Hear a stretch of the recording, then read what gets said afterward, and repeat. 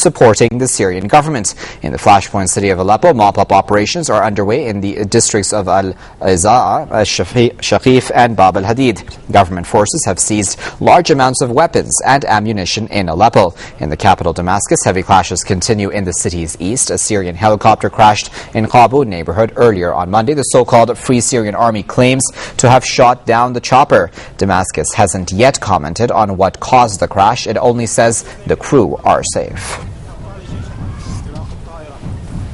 Well, to get the latest on the situation in Syria, we're now joined by Muhammad Ali, Press TV's correspondent, who is joining us now via Skype from Damascus. Muhammad, what more do we know about all this violence that has taken place across Syria today?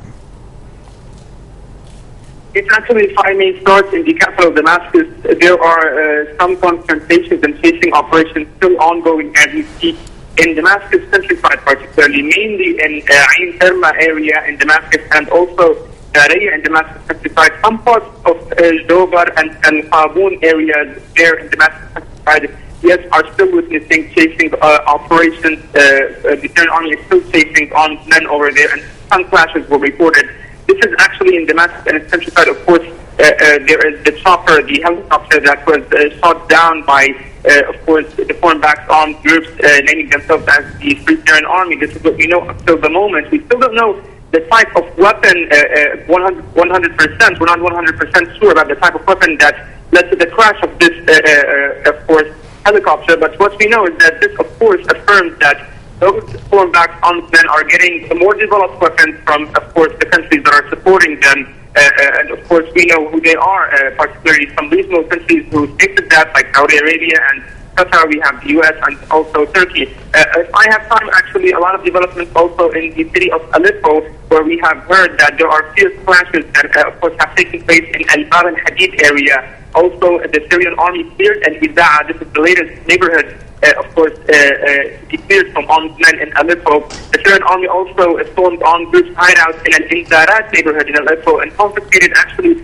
large amounts of weapons and ammunition. We have also some developments in actually on the highway between Homs and the city of Al-Hasaka, where armed men attacked a convoy of heavy actually trucks that were carrying fuel to Al-Hasaka city from Homs. Of course, they were confronted by the authorities, the Syrian army, and they were killed and injured, and also their weapons were confiscated over there. There were also some storming operations by the Syrian army for a hideout of armed groups also in one of the houses in Al-Marabit neighborhood in the area of Hama, actually, over there, and also were several weapons confiscated.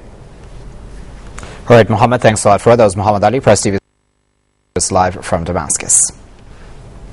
Well, it's the second and final day of the expert-level meeting of the 16th Non-Aligned Movement Summit in the Iranian capital, Tehran. The meeting is drafting a document to be endorsed by NAM foreign ministers later. Iran's foreign ministry spokesman, who is also the spokesperson for the summit, says participants in the expert-level meeting worked in two political and economic committees.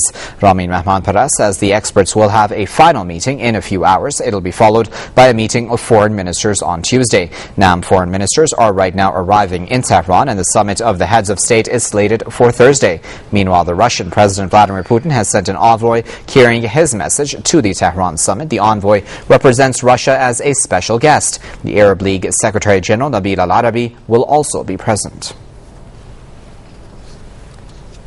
Well, in an exclusive interview with Press TV, Ramin Mehmanpara, the spokesman for Iran's foreign ministry, told us more about the significance of the NAM summit being held here in Tehran. He says the gathering is being held at a critical time when the world is suffering from global mismanagement.